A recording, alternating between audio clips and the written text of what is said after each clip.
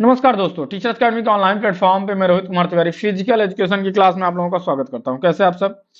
उम्मीद करते हैं आप सब बढ़िया होंगे, स्वस्थ होंगे, मस्त होंगे। सभी लोग आ जाएं, फिर अपने क्लास की शुरुआत करते हैं। एक बार जितने भी लोग हैं सारे लोग आ जाएं, फिर अब अपने क्लास की शुरुआत करते हैं। एक बार सभी लोग जुड़ जाएं, क्लास को शेयर कर दें। चलिए, तो Baby Kumari ji good evening, Mamta Kumari good evening, Radhe Radhe, Brajesh Yadav ji नमस्ते, Lata ji good evening, Ashok Pal good evening, Suman Kumar good evening, Babita Singh ji good evening, good evening, Hansraj ji, Rimjhim Singh good evening, Shambhu Mandal good evening, Ranjana Singh ji hello, Radhe Radhe, Sangeeta Kumari good evening, Soni Lal hello, Shreyan and Suhani Guru ji Radhe Radhe, भैया कंचन Yadav ji good evening, Reena Pandey good evening, Mamta Verma जय हिंद। सभी को जय हिंद, राम नाम, सत श्री अकाल, आदाब। सभी लोग एक बार क्लास को शेयर कर दें, दबा के शेयर कर दें, फिर अपने क्लास की शुरुआत करते हैं। जैसा कि आप सब जानते हो, जिस प्रकार से हम लोगों ने किसको देखा था, टूर्नामेंट की क्लास को देखा था, पूरा रिवाइज किया था। पहले थ्योरी को रिवाइज किया, फिर हम लोग कहां चले?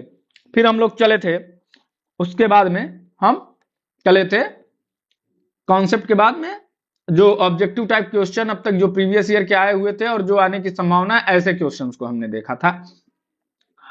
उसी क्रम में आगे बढ़ते हुए यह ब्रह्मास्त्र विजेता बैच का जो सेकंड लेक्चर है, मतलब कहने का है तो तीसरा, लेकिन जो सेकंड टॉपिक है वह है कैंसियोलॉजी एंड बायोमैकेनिक्स। और ये कैंसियोलॉजी एंड बायोमैकेनिक्स ऐसा चैप्टर है जहां से थोड़ा नहीं काफी मात्रा में क्वेश्चन पूछे जाते हैं। तो उन्हीं को ध्यान में रखते हुए हम क्लास को कर रहे हैं। इसके साथ ही साथ जो लोग ब्रह्मास्त्र बैच से जुड़ना चाहते हैं, ब्रह्मास्त्र विजेता बैच से, वो यहाँ पे सब्जेक्ट फिजिकल एजुकेशन आप सब जानते हो क्या है, टीजीटी, पीजीटी, असिस्टेंट प्रोफेसर या बीपीएससी टीआरई 4 की आप तैयारी कर रहे हैं और आप बैच से ज्वाइन होना चाहते हैं, तो आप 96 28 95 92 37 पर संपर्क कर सकते हैं। इसमें आपको मिलेगी live classes, practice set, model paper, study material, PDF notes, test series, PYQ एवं 2024 में जितने भी करंट एग्जाम हुए हैं उन सभी के पेपर का सोल्यूशन फ्राइडे को मिलेगी आप लोगों को। इसके अलावा जो लोग एस्टेट जिनका क्लियर हो चुका है, उन लोगों के लिए, आप लोगों के लिए है लाइव क्लास एवं रिकॉर्डेड क्लास दोनों उपलब्ध है, नोट्स और मेंटोरशिप, ये सारी चीजें उपलब्ध हैं। ठीक, इसके लिए आप बीपीएससी टीआरई 4, बीपीएससी एस्टेट 2025 दोनों के लिए है। आप लोग इस बैच से जुड़ सकते हैं। 96 28 95 92 37 पर संपर्क करके हमारी संस्था आपसे संपर्क कर लेगी। आप मैसेज या व्हाट्सअप कर सकते हैं। फैकल्टी आपको लिखा ही है, रोहित सर, मतलब मैं स्वयं खुद पढ़ाऊंगा। तो चलिए, आज हम बात करते हैं, हमारा जो चैप्टर है उसकी बात करते हैं। क्या? कैंसियोलॉजी एंड बायोमैकेनिक्स। किसकी बात करेंगे? तो हम बात करेंगे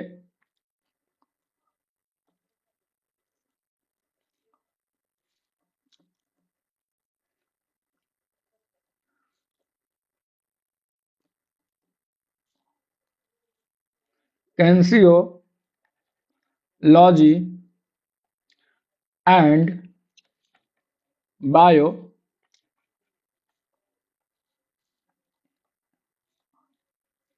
मैकेनिक्स। ठीक, कैंसियोलॉजी एंड बायो मैकेनिक्स। अब अगर हम बात करें आप लोगों से कैंसियोलॉजी एंड बायो मैकेनिक्स में हमको क्या क्या पढ़ना है, देखो हर एक चीज को पढ़ने के पहले क्या क्या इंपॉर्टेंस है, क्या क्या चीजें हैं, उनको भी हमको पढ़ना होगा। ठीक है ना? पवन जी गुड इवनिंग, चंद्रप्रभा कुमारी जी गुड इवनिंग, कुमारी ज्योति गुड इवनिंग, कंचन सिंह जी गुड इवनिंग, लक्ष्मी पटेल नमस्कार, Vinod Kumar good evening, Ashok Pal good evening, Santosh ji good evening, Chandramani कुमारी प्रणाम, बच्ची सिंह जी गुड इवनिंग, आनंद प्रजापति जी गुड इवनिंग, प्रेम सिंह चौहान जी राधे राधे। तो देखो, अब अगर हम बात करें सबसे पहले कि कैंसियोलॉजी एंड बायोमैकेनिक्स में हमको पढ़ना क्या क्या है, थोड़ा सा, क्योंकि देखो हर चैप्टर को पढ़ने से पहले हम देख लेंगे कौन सी चीज इंपॉर्टेंट है, कौन सी चीज हमको पढ़नी है। ऐसा नहीं है कि हम उठाए और कुछ भी पढ़ ले गए। अगर ऐसा करेंगे तो हम क्या हो जाएंगे, हम आ जाएंगे दिक्कत में, कुछ भी हम उठा के पढ़ लेंगे। तो अगर कैंसियोलॉजी एंड बायोमैकेनिक्स की हम अगर चैप्टर की बात करें, तो सबसे पहले हम पढ़ेंगे इसकी क्या, हम पढ़ेंगे इसकी मीनिंग एंड डेफिनेशन को। क्या पढ़ेंगे हम इसके पढ़ेंगे मीनिंग एंड डेफिनेशन को। देखो रिवीजन क्लास है, बहुत डीप नहीं पढ़ाएंगे, रिवाइज जैसे होता है उसी प्रकार से कराएंगे, तो याद रखना क्या, मीनिंग एंड डेफिनेशन को हम पढ़ेंगे, और किसके, मीनिंग एंड डेफिनेशन किसकी, आपका कैंसियोलॉजी एंड बायोमैकेनिक्स का। ठीक, तो कैंसियोलॉजी एंड बायोमैकेनिक्स का मीनिंग क्या होता है, डेफिनेशन क्या होता है, हम इसके विषय में पढ़ेंगे। इसके अलावा ज्वाइंट्स एंड, इसी में हम पढ़ेंगे क्या, ज्वाइंट्स एंड देयर मूवमेंट, मतलब उनके गति के विषय में कि कौन कौन सी गतियां होती हैं उनके विषय में पढ़ेंगे। इसके साथ ही साथ हम पढ़ेंगे प्लेन एंड एक्सिस के विषय में कि प्लेन क्या होता है, एक्सिस क्या होती है। इसके बाद में फिर हम पढ़ेंगे इसमें काइनेटिक्स क्या है एंड काइनेमेटिक्स क्या है, क्या काइनेमेटिक्स क्या है, इसके विषय में हम पढ़ेंगे। उसके बाद में लीनियर एंड एंगुलर मोमेंटम क्या होता है या मूवमेंट क्या होता है, लीनियर एंड एंगुलर मूवमेंट क्या होता है उसके विषय में पढ़ेंगे। उसके बाद में muscular analysis of motor movement, क्या इसको हम पढ़ेंगे, याद रखना है क्या, muscular analysis of motor movement. ठीक, उसके बाद में हम देखेंगे law of motion,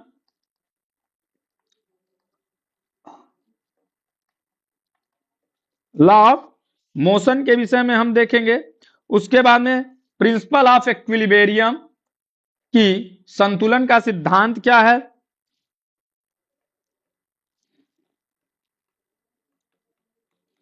principle of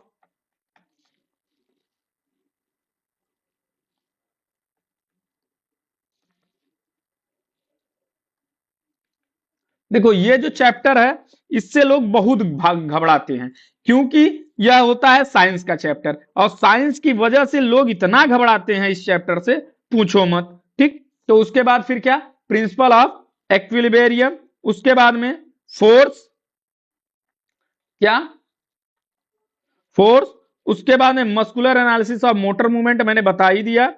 उसके बाद में आपका और क्या पढ़ेंगे, muscular analysis of various sport activity, क्या muscular analysis of various sport activities.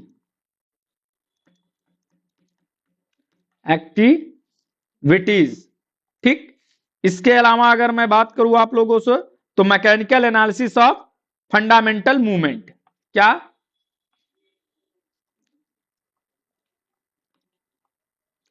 Mechanical analysis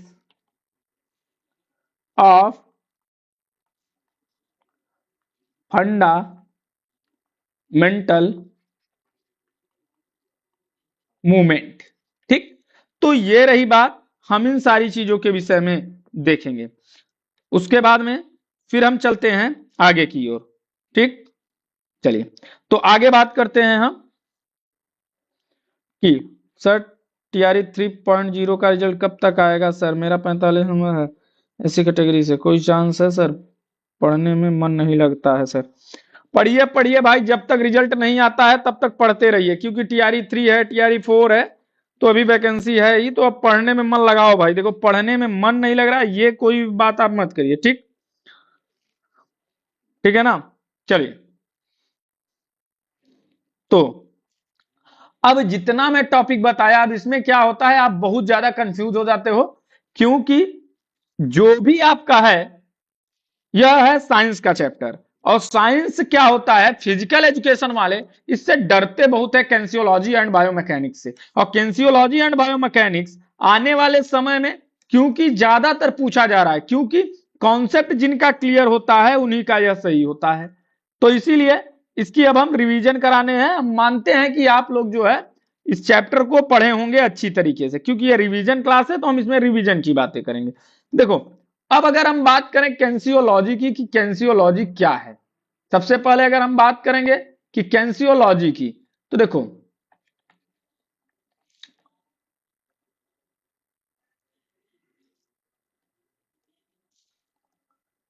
कैंसियोलॉजी, देखो कैंसियोलॉजी की अगर हम बात करें तो तीन चीजें होती हैं।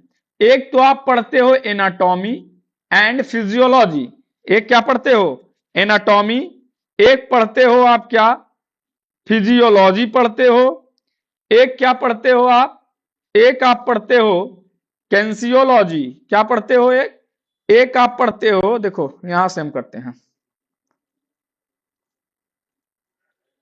एक आप एनाटॉमी पढ़ते हो, एक फिजियोलॉजी पढ़ते हो, एक पढ़ते हो कैंसियोलॉजी, और एक पढ़ते हो बायोमैकेनिक्स।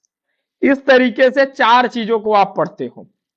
तो अगर मैं एनाटॉमी की बात करूं तो एनाटॉमी में आप क्या पढ़ते हो, एनाटॉमी में हम पढ़ते हैं शरीर की संरचना के विषय में, क्या, एनाटॉमी। तो यहां पे शरीर की संरचना, शरीर की लंबाई चौड़ाई मोटाई, ये सारी चीजों का कैसे बना है सेल टिश्यू, इन सब चीजों के विषय में हम एनाटॉमी में पढ़ते हैं। फिर आता है फिजियोलॉजी, फिजियोलॉजी, फिजियोलॉजी में जो भी हमारे इंटरनली ऑर्गन है, उन इंटरनली ऑर्गन की क्रिया क्या है, हम उसके विषय में पढ़ते हैं। किसके विषय में, हम इंटरनली ऑर्गन की क्रियाएं क्या हैं, हम उनके विषय में पढ़ते हैं। फिर आप यहां पे एक और चीज पढ़ते हो, एक पढ़ते हो आपका क्या, एक होता है आप लोगों का कैंसियोलॉजी, क्या पढ़ते हो, एक पढ़ते हो कैंसियोलॉजी। तो कैंसियोलॉजी मतलब कि जब हम मूवमेंट के विषय में, बॉडी मूवमेंट के विषय में अगर हम स्टडी करते हैं, बॉडी के गति के विषय में स्टडी करते हैं, तब उसे हम क्या कहते हैं, कैंसियोलॉजी। लेकिन अगर हम बात करें इस कैंसियोलॉजी में ही क्या, बायोमैकेनिक्स की, तो ये जो बायोमैकेनिक्स है, बायो मैकेनिक्स की बात करें तो यह बायोमैकेनिक्स जो होता है ना आपका, वह क्या काम करता है, तो ये जो बायोमैकेनिक्स है ना, यह बायोमैकेनिक्स वह काम करता है कि किस कारण से गति हुई, मतलब जो मूवमेंट हुआ, कॉज ऑफ मूवमेंट, गति किस कारण से हुई, इसके विषय में हम बायोमैकेनिक्स में पढ़ते हैं। मतलब हम ये कह सकते हैं जो फोर्स होता है, जो बल होता है, जो गति के लिए उत्तरदायी होता है, उसके विषय में हम बायोमैकेनिक्स में पढ़ते हैं। या हम यह कह सकते हैं कि जो गति को प्रभावित करता है, वह चाहे आंतरिक रूप से या बाह्य रूप से, वो चाहे कोई मशीन हो या कोई और चीज हो, जो आंतरिक या बाह्य रूप से जो गतियों को प्रभावित करता है, उसके विषय में हम इसमें अध्ययन करते हैं, बायोमैकेनिक्स के विषय में अध्ययन करते हैं। अगर हम ये दोनों की बात करें तो ये आपका बायोलॉजी का सब्जेक्ट है। एनाटॉमी एंड फिजियोलॉजी के विषय में बात करें तो ये आपके बायोलॉजी में आता है। लेकिन अगर हम एनाटॉमी एंड फिजियोलॉजी की बात करें, अगर इन दोनों की बात करें तो ये हमारा किस में आता है, ये हमारा फिजिक्स के अंतर्गत आता है, याद रखना। और यह क्वेश्चन पूछा भी गया है कि आपका एनाटॉमी एंड फिजियोलॉजी किसके अंतर्गत आता है, तो एनाटॉमी एंड फिजियोलॉजी जो होता है वह आपके फिजिक्स के अंतर्गत आता है, याद रखना। अब अगर कैंसियोलॉजी को हम परिभाषित करें कि कैंसियोलॉजी की परिभाषा क्या होगी, तो कैंसियोलॉजी की परिभाषा होती है, देखो कैंसियो, याद रखना यह दो वर्डों से मिलकर बनता है, कौन कौन सा, एक तो होता है कैंसी और दूसरा होता है लॉजी। क्या होता है, एक तो आपका होता है यह अंग्रेजी में कैंसियोलॉजी जो होता है, यह दो शब्दों की उत्पत्ति होती है जो कि ग्रीक भाषा का शब्द होता है, याद रखना।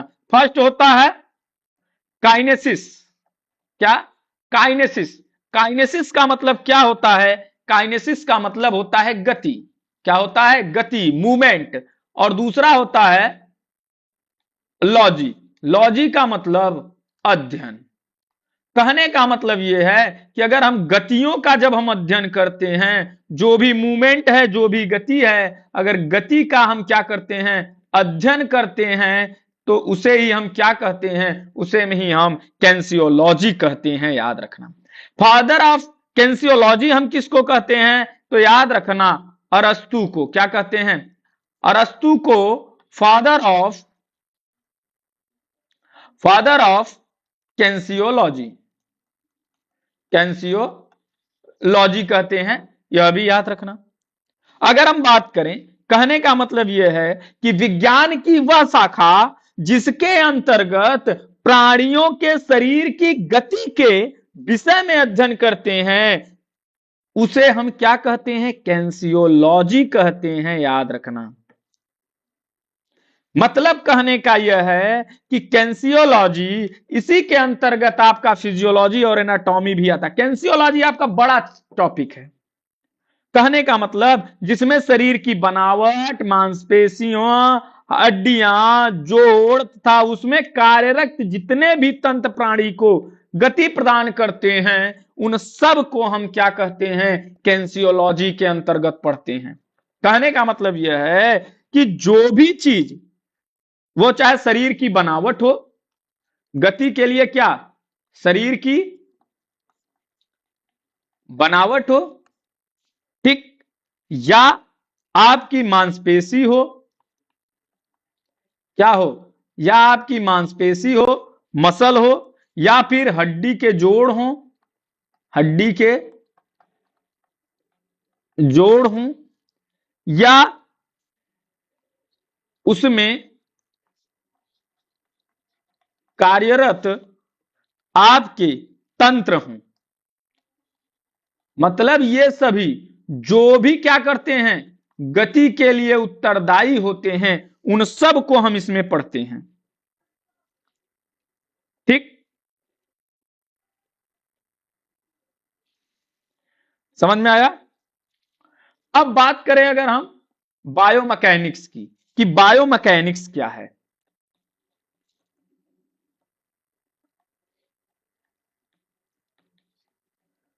अगर हम बायोमैकेनिक्स की बात करें तो याद रखना, बायोमैकेनिक्स जो होता है, यह दो शब्द है। यहां पे एक चीज और पूछ सकता है, यह कैंसियोलॉजी किस भाषा का शब्द है, तो याद रखना ग्रीक भाषा का शब्द है। किसका, ग्रीक भाषा का शब्द है। यह भी याद रखना कि कैंसियोलॉजी किस भाषा का शब्द है, यह भी क्वेश्चन पूछा गया है, तो ग्रीक भाषा का शब्द है।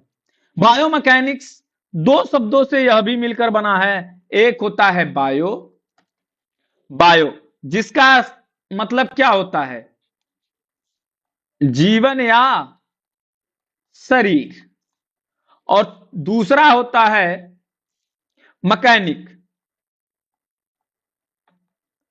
मैकेनिक्स। मैकेनिक्स का अर्थ होता है भौतिक की शाखा, मैकेनिक का मतलब भौतिक की शाखा जो गति से संबंधित होती है, जो गति से संबंधित होती है।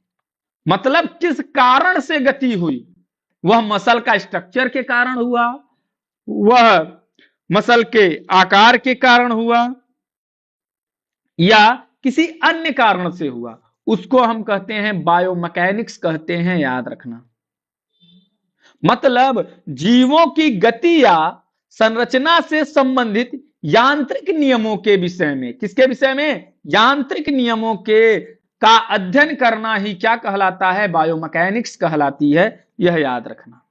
क्या होता है, विज्ञान की वह शाखा जिससे गति को प्रभावित करने वाले आंतरिक या बाह्य उपकरणों के गति के विषय में अध्ययन करते हैं, या जीवों की गति या संरचना से संबंधित यांत्रिक नियमों को हम क्या कहते हैं, या यांत्रिक नियमों के अध्ययन को हम बायोमैकेनिक्स कहते हैं, याद रखना।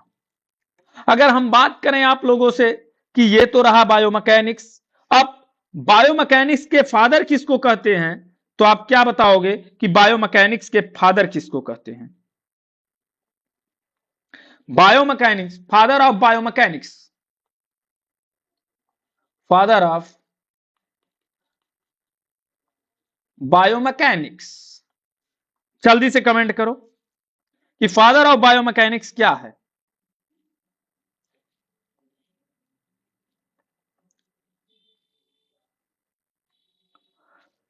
तो क्या बताओगे?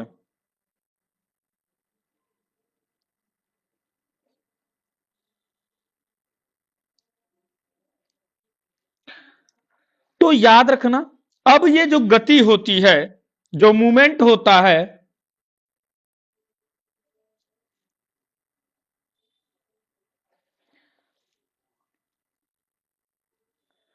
Alphonso Borivali, very good. अल्फेंसो बोरोली जो हैं वो फादर ऑफ बायोमैकेनिक्स हैं।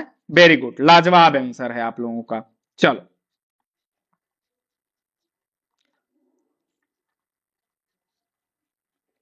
ठीक।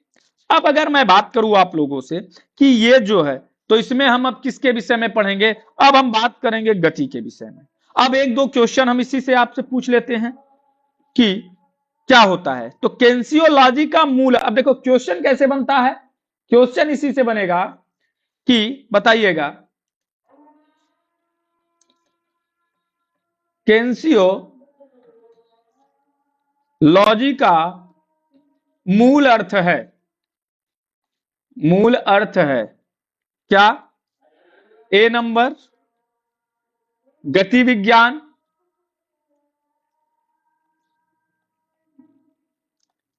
मनुष्य की गति विज्ञान, मनुष्य की गति विज्ञान, या फिर जीवित प्राणियों की गति विज्ञान,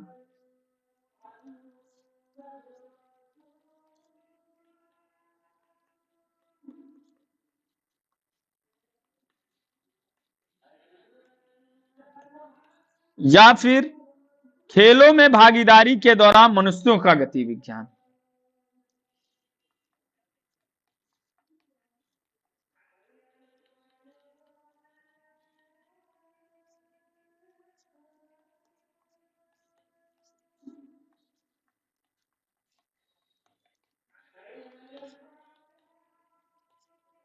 बताओ क्या होगा?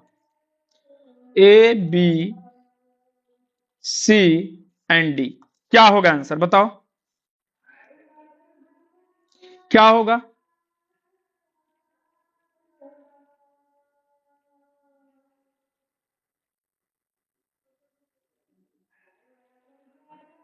तो याद रखना, सिर्फ और सिर्फ हम रखेंगे गति विज्ञान।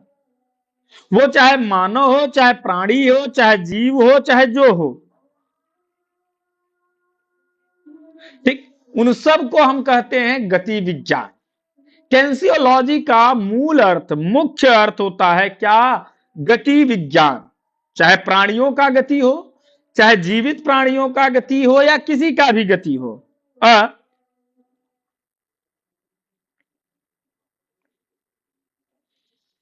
तो याद रखना, ये क्या होगा? एकदम एग्जैक्ट आंसर होगा, गति विज्ञान कहते हैं। ठीक, चलो, तो अब बात कर लेते हैं हम, गति विज्ञान है तो गति क्या होता है, गति क्या है, मोशन क्या है। अगर हम गति या मोशन की बात करें तो याद रखना, किसी वस्तु की स्थिति स्थिर बिंदु से एक विशेष समय में परिवर्तित होना ही क्या कहलाता है? गति कहलाता है, याद रखना, या गति की अवस्था कहलाती है। क्या कह रहा है? किसी वस्तु की स्थिति स्थिर बिंदु से एक विशेष समय में परिवर्तन होना गति की अवस्था कहलाती है। मान लो कोई भी व्यक्ति है, यहां पे खड़ा है, अब ये व्यक्ति स्थिर अवस्था में है, और जैसे ही यह मूवमेंट करेगा, मतलब यह इधर होगा या इधर होगा या इधर से यहां चला आएगा, वह कहीं भी होगा, अपनी स्थिर बिंदु से, वह अपने स्थिर बिंदु से जब भी क्या होगा, इसके स्थिति में परिवर्तन होगा। इसके स्थिति में परिवर्तन हुआ मतलब क्या हुआ? यह गति हुई। क्या हुआ? यह गति हुई। इसको हम गति कहते हैं। जैसे कोई खिलाड़ी है, अब वो खिलाड़ी अगर दौड़ रहा है तो वो क्या है? गति की अवस्था में है, मूवमेंट की अवस्था में है। अगर कोई गेंद है, गेंद को हम एक स्थान से दूसरे स्थान तक फेंक रहे हैं तो वो क्या है? गति की अवस्था में है। ठीक, अगर कोई वस्तु एक विशेष समय में परिवर्तित नहीं हुई तो वो क्या होगी? विरामावस्था। अब गति की भी एक गति अवस्था होती है, एक विरामावस्था होती है। किसी वस्तु की दो अवस्थाएं होती हैं, एक होता है गति की अवस्था, दूसरा होता है विरामावस्था। विरामावस्था क्या होता है? अगर उसकी स्थिति में परिवर्तन नहीं हुआ, किसी भी प्रकार का उसके स्थिति में परिवर्तन नहीं हुआ, तो वो वस्तु क्या होगी? विरामावस्था में कहलाएगी। लेकिन अगर वह वस्तु के स्थिति में परिवर्तन हुआ, वस्तु के स्थिति में परिवर्तन हुआ, तो स्थिति में परिवर्तन क्या कहलाएगा? स्थिति में परिवर्तन गति कहलाएगा, याद रखना। और जब भी हम बात करेंगे गति की, तो इसको हम किसके अंतर्गत अध्ययन करते हैं? तो याद रखना, काइनेमेटिक्स के अंतर्गत। किसके अंतर्गत? तो आप क्या बताओगे? काइनेमेटिक्स के अंतर्गत, काइनेमेटिक्स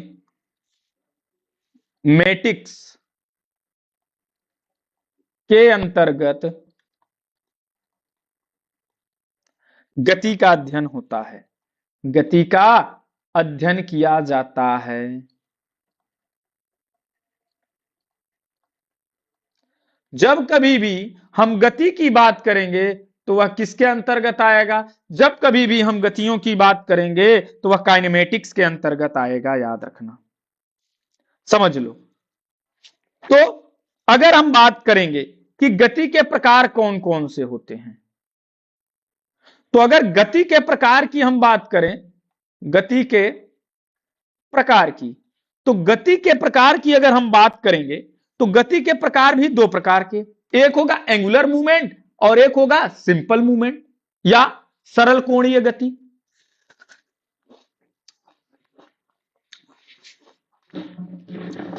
यस जी, गुड इवनिंग।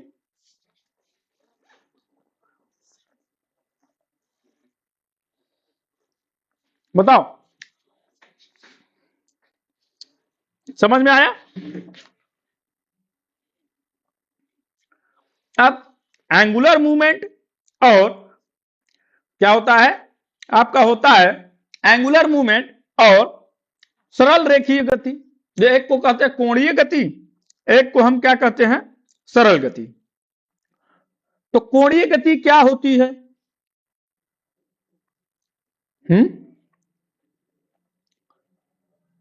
अगर मैं बात करूं आप लोगों से कि कोणीय गति क्या होती है, तो क्या बताओगे? कोणीय गति क्या होती है?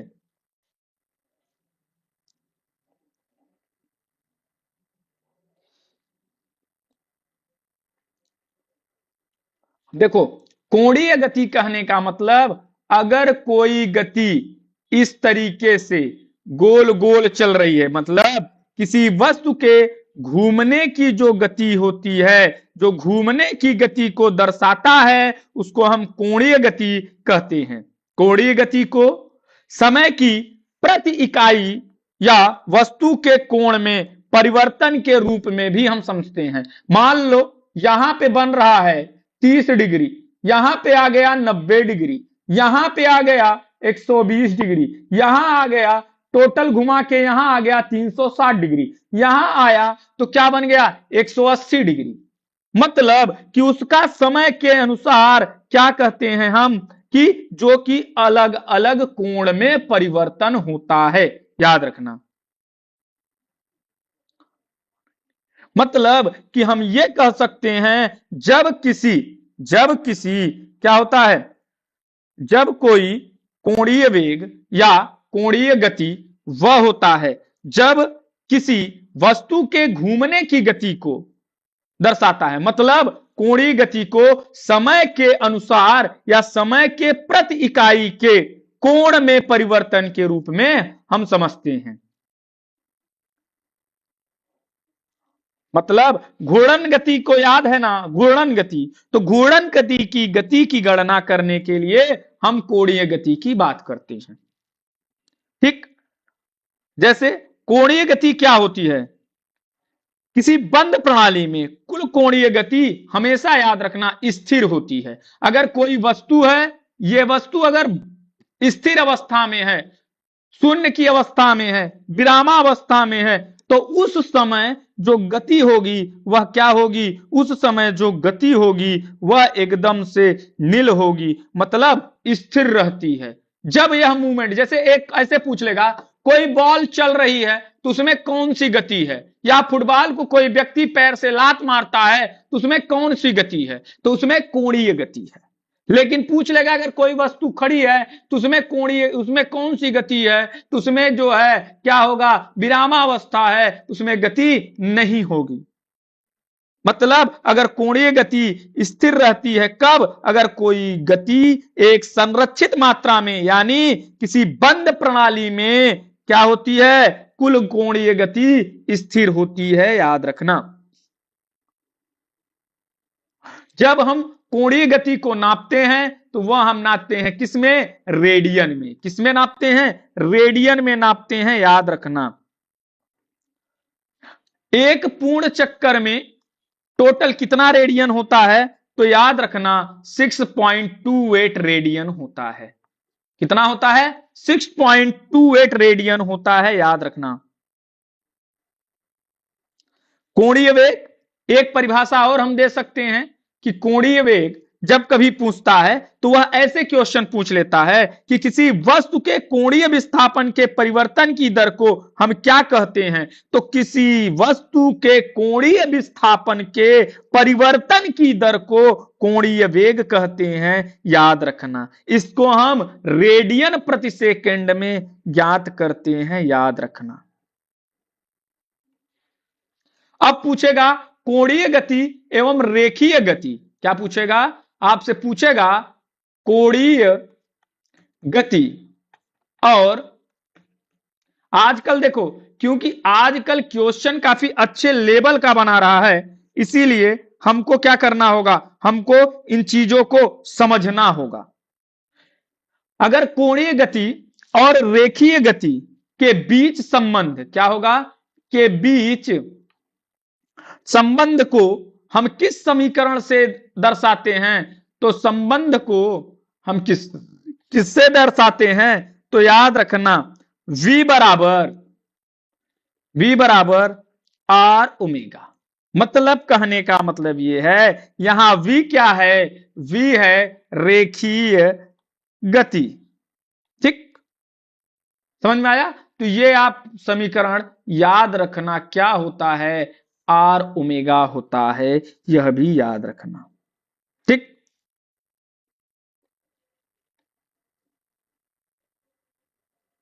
इसके अलावा अगर कोणीय संवेग संरक्षण, कोणीय संवेग संरक्षण के नियम के अनुसार, नियम के अनुसार या मुताबिक अगर किसी निकाय पर कोई बाहरी बल आघूर्ण न लगाया जाए, क्या न हो, कोई बाहरी बल आघूर्ण न लगाया जाए तो उसका कोणीय संवेग क्या होगा, उसका कोणीय संवेग अपरिवर्तित रहेगा, याद रखना, अपरिवर्तित रहेगा। ठीक, ये तो बात हो गई इसकी। अब बात करते हैं हम कि ये जो हो गया, अब अगर हम बात करें यहां पे मैंने बताया घूर्णन गति, कि घूर्णन गति क्या होता है, रुजुरेखीय गति है, जैसे कि रेक्टेंगुलर मोशन क्या होता है। तो देखो, जब एक सीधी रेखा में जो गति होती है, अब सरल रेखीय गति के विषय में बात करें हम, सरल रेखीय गति, तो किसी को पता है कि सरल रेखीय गति क्या होता है, किसी को पता है सरल रेखीय गति क्या होता है, पता है कि सरल रेखीय गति क्या होता है। देखो, जब कोई वस्तु किसी सरल रेखा में, मतलब एक व्यक्ति है सीधे ऐसे दौड़ रहा है, ये व्यक्ति है ये व्यक्ति इधर से इधर से इधर से ऐसे ऐसे ऐसे ऐसे दौड़ रहा है, तो मतलब एक सरल रेखा में दौड़ रहा है, एक सीधी रेखा में दौड़ रहा है, तो इसको हम क्या कहेंगे? इसको हम सरल रेखीय गति कहते हैं, याद रखना। जैसे एक स्प्रिंटर दौड़ता है तो वो क्या है? सरल रेखीय गति में दौड़ता है। जैसे पेड़ है, पेड़ से कोई फल गिरा तो एकदम स्ट्रेट गिरा ना, उसे कहते हैं। कोई बंदूक से गोली मारे, वो क्या है? सरल रेखीय गति होता है। हाँ, जैसे कैरम में तुम गोटी मारते हो तो सीधे जाती है, तो उसे ही हम क्या कहते हैं? उसे हम क्या कहते हैं? उसे हम सरल रेखीय कहते हैं। मार्च पास्ट करते हो तो मार्च पास्ट हम क्या करते हैं? जो गति होती है मार्च पास्ट में, वो कैसी होती है? सरल रेखीय गति होती है। ठीक, तो याद रखना। अब देखो, अब जो रेखीय गति होती है वो अभी दो प्रकार की होती है। एक होता है समान रेखीय गति, दूसरा होता है असमान रेखीय गति। सरल रेखीय गति में दो प्रकार की गति, एक होता है समान रेखीय गति, दूसरा क्या होता है? असमान रेखीय गति। समान रेखीय गति में जो समय होता है वह निश्चित होता है, वह नियत होता है, फिक्स होता है। मतलब नियत समय में नियत दूरी तय होती है, कि फिक्स समय में अगर फिक्स दूरी तय हो रही है तो वह क्या हो गया? रेखीय, क्या हो गया? समान रेखीय गति हो गया। असमान रेखीय गति में वेग क्या होता रहता है? परिवर्तित होता रहता है, बदलता रहता है, याद रखना। इसे हम क्या कहते हैं? इसको हम कहते हैं सरल रेखीय गति कहते हैं। उम्मीद है आपको समझ में आ जाएगा। अब कहीं कहीं आपको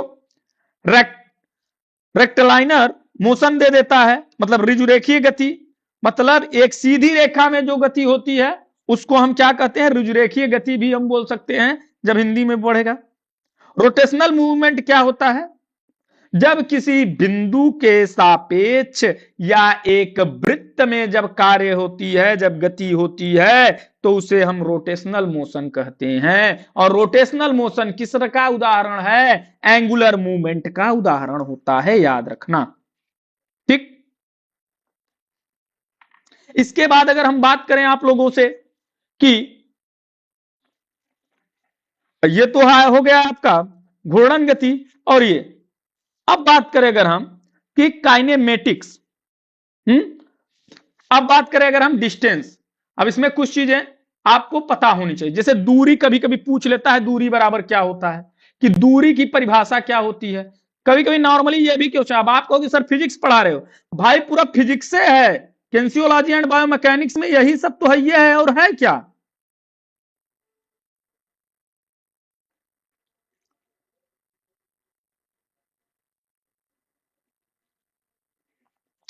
अब देखो, जैसे अब दूरी क्या होती है?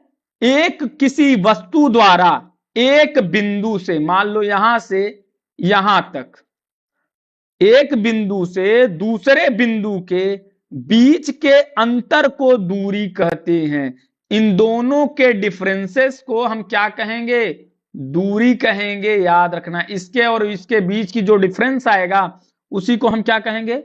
दूरी कहते हैं, याद रखना। इसका मात्रक क्या होता है? तो इसका मात्रक होता है मीटर या किलोमीटर, मीटर या किलोमीटर होता है। ठीक, दूरी बराबर क्या होता है? दूरी बराबर होता है चाल गुणित समय। क्या होता है? चाल गुणित समय। आगे बात करें अगर हम, फिर आता है विस्थापन। ये सब चीजें आपको समझना जरूरी है, इसलिए क्योंकि केंसियोलॉजी में ये सब चीजें आती हैं। विस्थापन क्या होता है? डिस्प्लेसमेंट क्या होता है? जब किसी वस्तु की आरंभिक तथा अंतिम स्थितियों में अंतर होता है तो उसे विस्थापन कहते हैं। क्या? आरंभिक एवं अंतिम स्थितियों, अंतिम स्थितियों में अंतर को विस्थापन कहते हैं।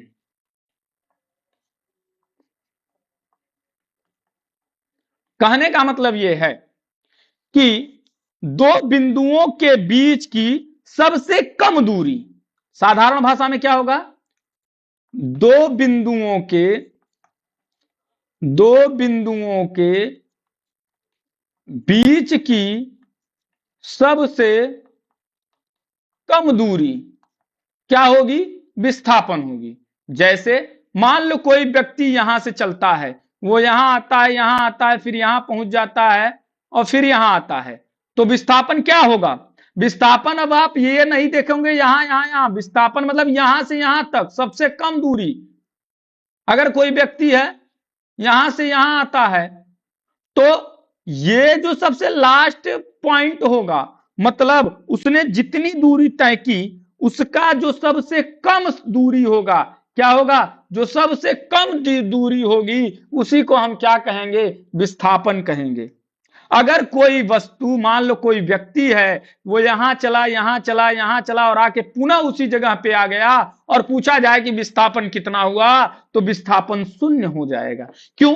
क्योंकि वो जिस जगह से चला था उसी जगह पे पुनः आ गया, मतलब उसने क्या नहीं किया? वह अपनी स्थिति में परिवर्तन ही नहीं हुआ, इसलिए यह क्या हुआ? ठीक, तो वह क्या हुआ? उसे ही हम क्या बोलेंगे? उसे ही हम बोल देंगे आपका कि यह क्या है? यह आपका विस्थापन बराबर 0 हो जाएगा। अब एक चीज आती है चाल, कि चाल क्या है? तो चाल बराबर क्या बताओगे? चाल बराबर होता है दूरी बटा समय।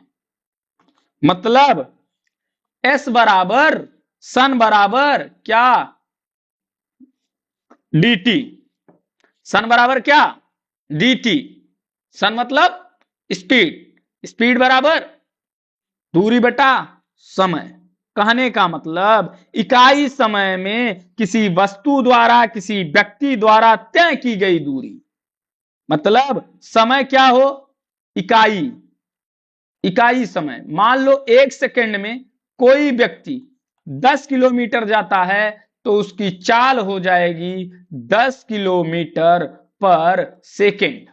कोई व्यक्ति 1 घंटे में 10 किलोमीटर तय करता है, तो उसकी चाल हो जाएगी 10 किलोमीटर पर आवर। कोई व्यक्ति 1 मिनट में 10 किलोमीटर दूरी तय करता है, तो उसकी चाल हो जाएगी क्या? 10 मिनट पर सेकेंड, ओ सॉरी 10 किलोमीटर पर मिनट।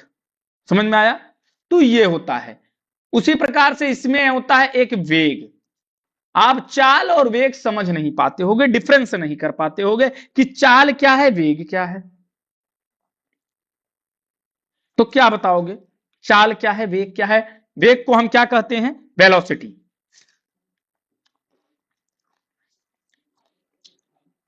जब वेलोसिटी की बात आएगी तो इकाई समय में किसी वस्तु द्वारा, किसी पिंड द्वारा, किसी व्यक्ति द्वारा विस्थापन वेग कहलाता है। मतलब ये व्यक्ति है, 1 सेकंड में जो सबसे कम दूरी होगी वही क्या हो जाएगा? वेग हो जाएगा। वेग बराबर क्या होता है? विस्थापन बटा समय। ठीक, यह विस्थापन जो होती है यह धनात्मक भी होती है और ऋणात्मक भी होती है। मतलब वेग जो होगा, वेग धनात्मक भी होगी, वेग ऋणात्मक भी होती है, यह भी याद रखना। ठीक, त्वरण। अब बात आएगा त्वरण क्या है, एक्सीलरेशन क्या है। ठीक, अब जब बात आएगी आप लोगों से कि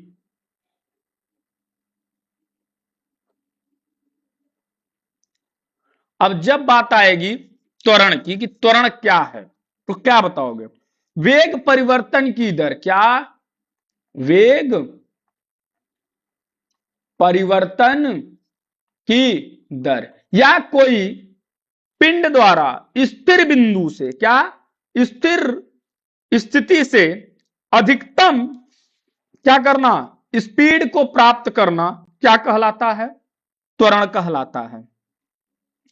एक्सीलरेशन क्या होता है? यह धनात्मक और ऋणात्मक दोनों होता है।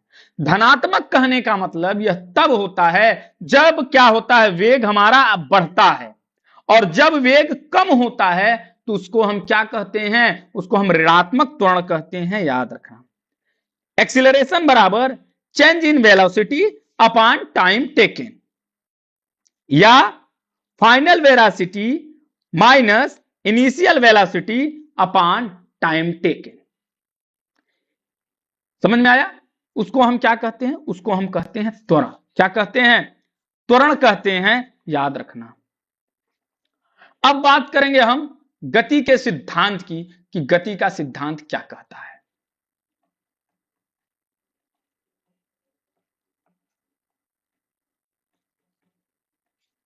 गति के सिद्धांत की हम बात करेंगे।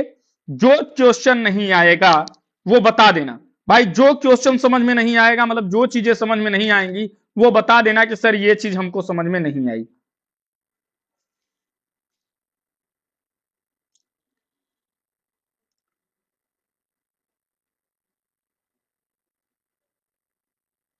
बता देना भाई।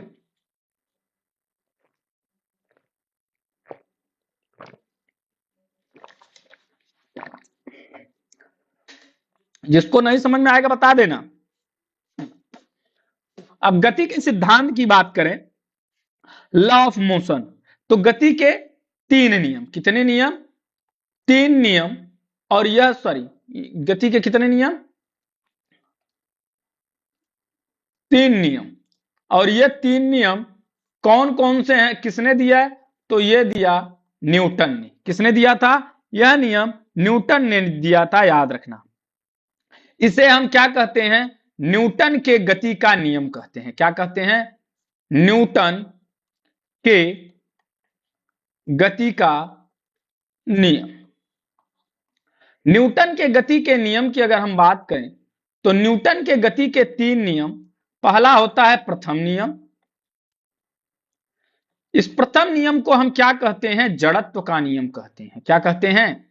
जड़त्व का नियम कहते हैं, याद रखना। इसे हम लॉ ऑफ इनर्शिया कहते हैं, यह भी याद रखना। क्या? लॉ ऑफ इनर्शिया कहते हैं। सीधे सीधे हिंदी में भी यही पूछ लेता है कि लॉ ऑफ इनर्शिया किसको कहते हैं? तो जड़त्व के नियम। तो जड़त्व को नियम को ऐसे याद रखना, जड़ लोग जो होते हैं उनको तुम कितना भी समझाओगे लेकिन वो करेंगे अपने मन का ही। तुम कहोगी ये काम मत करो, श्रेयान एंड सुहानी कुछ भी नहीं समझ में आया। अरे जब पढ़ोगे तब ना समझ में आएगा, चीजों को जो पढ़ोगे तब ना नहीं न समझ में आएगा। क्या नहीं समझ में आया ये बताओ? कुछ भी नहीं समझ में आया इसका मतलब फिर केवल देख रहे हो।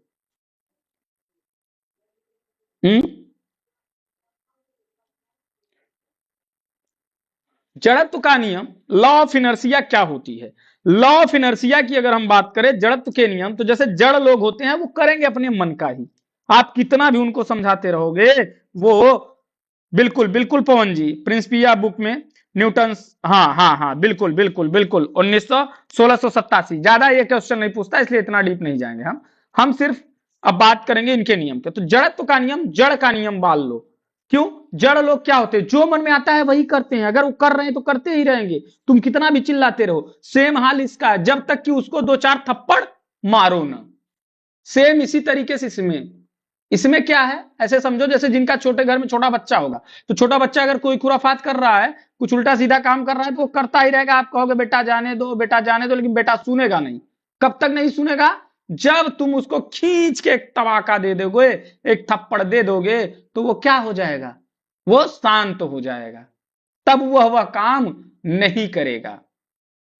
तो वही होता है जड़त्व का नियम। जड़त्व का नियम यह कहता है कि जो वस्तु गति की अवस्था में है तो वह गति की ही अवस्था में रहना चाहती है जब तक कि उस पर कोई बाह्य बल न आरोपित किया जाए। और अगर कोई वस्तु स्थिर अवस्था में है तो वह स्थिर अवस्था में ही रहना चाहती है जब तक कि उस पर कोई बाह्य बल न आरोपित हो।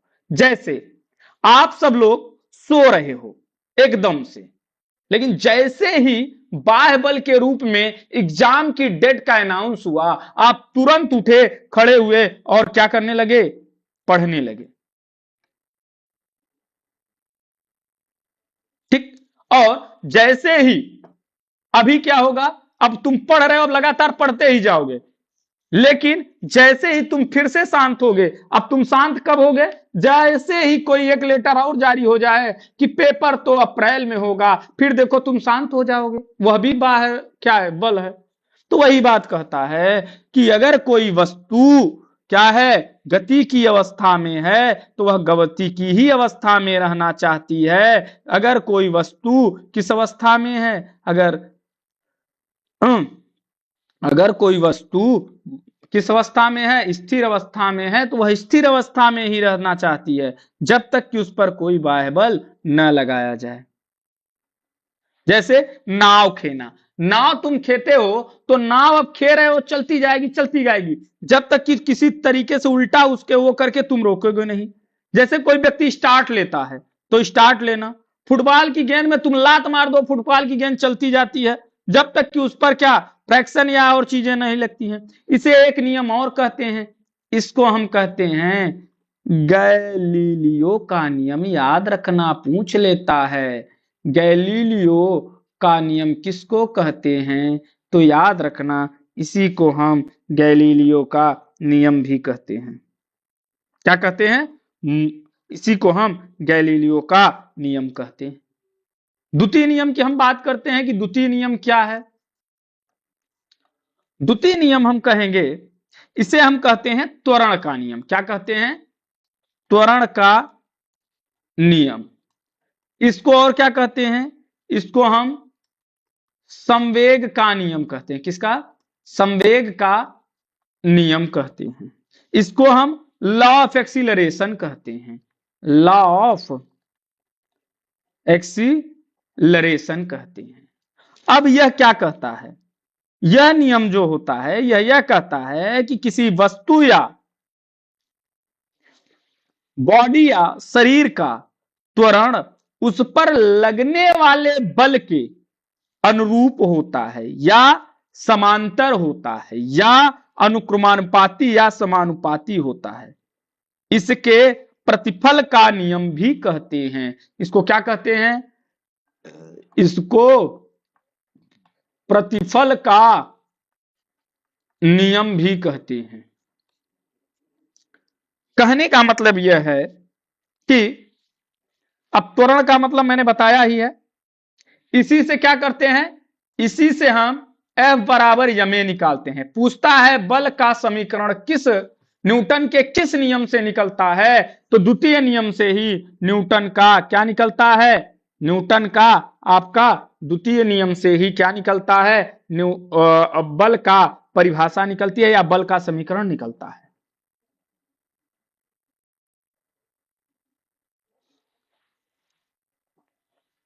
याद रखना। पूछेगा न्यूटन का वह कौन सा नियम है जो बल, संवेग और वजन के संबंध को दर्शाता है, तो यह यही होता है। अब यह क्या कहता है, ऐसे समझो, यह कहता है कि अगर कोई वस्तु है, मान लो कोई वस्तु है 5 किलो की, दो वस्तुएं हैं, तो 5 भार क्या है, भार समान है। तो भार अगर समान है तो अगर इस पर बल हम क्या करें, बल अगर इस पे हम मान लो 70 डाइन आरोपित कर रहे हैं या 70 न्यूटन बल इस पर लगा रहे हैं और इस पे हम 100 न्यूटन बल लगा रहे हैं, तो दूर कौन जाएगी, दूर आपकी 70 वाली जाएगी या 100 वाली, 100 वाली जाएगी। मतलब अगर क्या होगा, वस्तु का वजन समान होगा तो उस पर जो बल होगा क्या होगा, जो बल ज्यादा होगा वह वस्तु उतना तेज जाएगी। ठीक। वहीं पे अगर मान लो दो वस्तु है, एक का वजन है 60 किलोग्राम, एक का वजन है 30 किलोग्राम, इस पर मैंने बल आरोपित किया क्या, इस पर मैंने बल आरोपित किया 30 न्यूटन का। कितने न्यूटन का, 30 न्यूटन का, और इस पर भी बल मैंने आरोपित किया 30 न्यूटन का। तो दूर कौन जाएगा, दूर जाएगी जो वस्तु हल्की होगी। मतलब क्या कह रहा है, अगर वजन कम तो बल क्या लगेगा, कम लगेगा, मतलब समानुपाती है। अगर वजन ज्यादा तो बल भी क्या लगेगा, ज्यादा लगेगा। लेकिन अगर स्पीड ज्यादा तो बल क्या होगा, ज्यादा लगाना पड़ेगा। अगर उसकी स्पीड बढ़ानी होगी तो उसमें हमको क्या करना होगा, बल भी ज्यादा लगाना होगा। ठीक। उसके बाद में तीसरा हमारा, जैसे उदाहरण में अगर मैं बात करूं तो जैसे आपका क्रिकेट का गेंदबाज है, वह क्या करता है, क्रिकेट में गेंदबाज जब गेंद फेंकता है तो गेंद को बल्लेबाज क्या करता है, हिट करता है। तो हिट करने में गेंद को दिशा में परिवर्तन के लिए क्या करना पड़ता है, उसको अधिक बल लगाना पड़ता है उसकी दिशा परिवर्तित करने के लिए। क्यों अधिक बल लगाना पड़ा, क्योंकि वो जो आ रही है, अब जिस स्पीड में आ रही, जिस दिशा में आ रही, अगर हमको उसी दिशा में मारना होगा तो हमको कम बल लगाना पड़ेगा। लेकिन अगर उसको हमको दिशा मोड़नी है तो हमको ज्यादा बल लगाना पड़ेगा। ठीक। अगर कोई वस्तु, जैसे मान लो क्रिकेट की बॉल आ रही है, अब बॉल आ रही है, अगर उसकी स्पीड तेज है, जैसे कि आपके रिवर्स में खेलना है, तो जैसे ही यार उसको हल्का सा टच करोगे सीधे छक्का जाती है। फास्टर को छक्का पहुंचाना क्यों आसान होता है, क्योंकि उसके बॉल में क्या होती है, गति होती है, और उसमें हल्का सा बल लगाओगे तेज से जाएगी। लेकिन स्पिनर में क्या होता है, कम बल लगा होता है, वह बॉल धीरे आती है, तो उसमें छक्का मारने के लिए क्या करना होता है, ज्यादा ताकत लगा के मारना होता है। यह बात कहता है क्या, यह कहता है त्वरण का नियम। ठीक। अब अगर हम बात करें न्यूटन के तीसरे नियम की,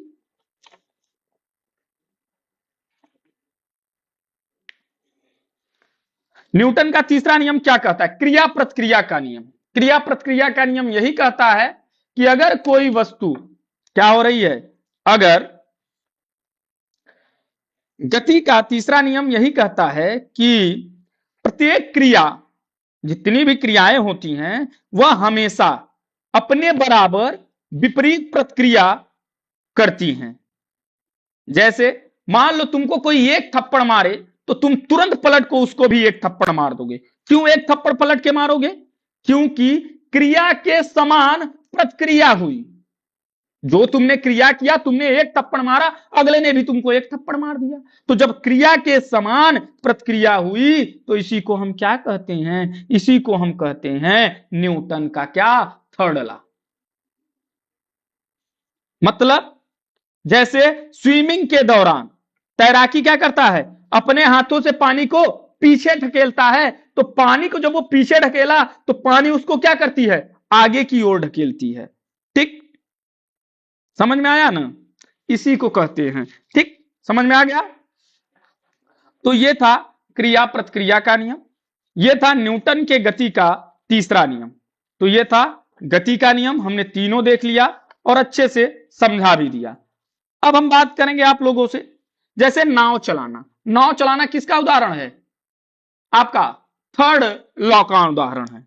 100 मीटर दौड़ में जब स्टार्ट लेता है तो जो ब्लॉक पर दबाव लगाता है वह भी क्या है, थर्ड नियम है। डाइविंग बोर्ड पे जब अधिक ऊंचाई तक उतरना होता है तो आपको नीचे दबाता है, तो डाइविंग क्या करती है, आपको ऊपर, काफी ऊपर फेंकती है, स्प्रिंग जो उसमें होती है। बास्केटबॉल में जब ड्रिबल करना होता है तो बास्केटबॉल को क्या करते हो तुम, नीचे थपथपाते हो, तो वो क्या होती है, जमीन उसको ऊपर की ओर फेंकती है। ठीक,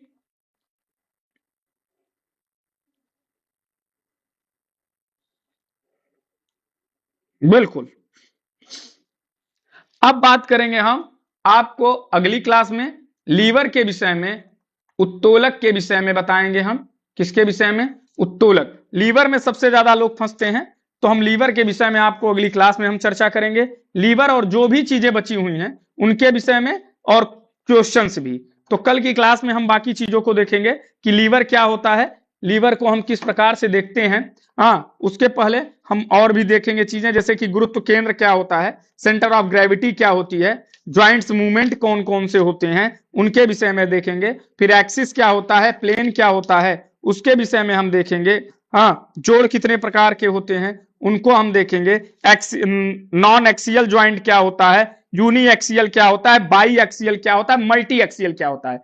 ये जो है ना एक्सियल साइनोवियल ज्वाइंट जो है, यहां से क्वेश्चन इस समय हर एग्जाम में 2 से 3 क्वेश्चन पूछे जाते हैं और ज्यादातर लोगों के गलत हो जाते हैं। तो उनके भी विषय में हम कल समझेंगे अच्छी तरीके से। तो आज की क्लास को हम यहीं तक रखते हैं। हाँ ठीक, उसके बाद में आगे भी बात करेंगे कि इक्विलिब्रियम क्या है, इक्विलिब्रियम के प्रकार कितने होते हैं, फिर सेंट्रीफ्यूगल फोर्स क्या होता है, सेंट्रीपिटल फोर्स क्या होता है, हाँ टाइप ऑफ मस्कुलर कंट्रैक्शन कितने प्रकार का होता है, इन सब चीजों के विषय में हम linear rotation and journal motion क्या होती है इसके विषय में हम देखेंगे, स्पिन क्या होता है, ये सारी चीजों के विषय में हम, ग्रॉस मोटर स्किल क्या होता है, इन सब चीजों के विषय में हम कल की क्लास में देखेंगे और कल ही हम क्वेश्चन करेंगे। तो आज की क्लास को यहीं तक रखते हैं। Neeraj Kumar ji good evening. Archimedes law भी देख लेंगे, कोई दिक्कत नहीं है, सारी चीजों को हम देखेंगे। तो आज की क्लास को हम यहीं तक रखते हैं, कल फिर आप लोगों से मुलाकात करेंगे। तो जो लोग नए हैं वो लोग चैनल को सब्सक्राइब जरूर कर लेंगे। अगर किसी की कोई राय होगी तो वो हमें कमेंट करके जरूर बताएंगे, क्योंकि देखिए कमियां हर इंसान में होती हैं और कमियां आप ही बताओगे, क्योंकि हमारे लिए दूसरा कोई कमी नहीं, दूसरा कोई बताएगा हम मानेंगे नहीं, लेकिन आप बताओगे तो उसको जरूर माने, क्योंकि आप मेरे क्या हो, आप ही मेरे सब कुछ हो। ठीक, तो इसके अलावा जो लोग यूपी टीजीटी की तैयारी कर रहे हैं और ब्रह्मास्त्र विजेता बैच से जुड़ना चाहते हैं, इसी प्रकार से रिवीजन एंड प्रैक्टिस सेट करना चाहते हैं, तो वो 9628959237 पे संपर्क करके वो हमारे साथ जुड़ सकते हैं। इसके अलावा जो लोग बीपीएससी टीआरई 4 की तैयारी कर रहे हैं और बीपीएससी एस्टेट की जो तैयारी कर रहे हैं, जो एस्टेट का एग्जाम देना चाहते हैं 2025 का, जो अब की बार छूट गए हैं, और एस्टेट का रिजल्ट आप लोगों को मैंने दिखाई दिया है कि थोड़ा नहीं काफी नंबर आए हैं, लोगों के 128 28 130 30 नंबर तक आए हैं। हाँ, और वो भी दूर नहीं बैच से ही है, और उनको भी मैंने दिखाई दिया है आप लोगों को। तो जो लोग ज्वाइन करना चाहते हैं 9628959237 पे संपर्क कर सकते हैं। ठीक है, तो आज की क्लास को यहीं तक रखते हैं, कल फिर मिलते हैं, तब तक के लिए बाय बाय, थैंक यू, धन्यवाद, जय हिंद, जय भारत, खुश रहिए, स्वस्थ रहिए, मस्त रहिए, तैयारी करते रहिए। इसके अलावा जो लोग भी बैच से जुड़े हुए हैं तो वो लोग चलेंगे ऐप पे क्लास होगी आपकी स्पोर्ट्स साइकोलॉजी, जो आपकी आज से स्टार्ट होगी। तो स्पोर्ट्स साइकोलॉजी के लिए आप सभी लोग चलेंगे कहाँ पे, ऐप पे। तो आज की क्लास को यहीं तक, जो लोग नए हैं वो चैनल को सब्सक्राइब कर लेंगे, वीडियो को लाइक कर देंगे। थैंक यू, धन्यवाद, जय हिंद, जय भारत, खुश रहिए, स्वस्थ रहिए, मस्त रहिए, तैयारी करते रहिए।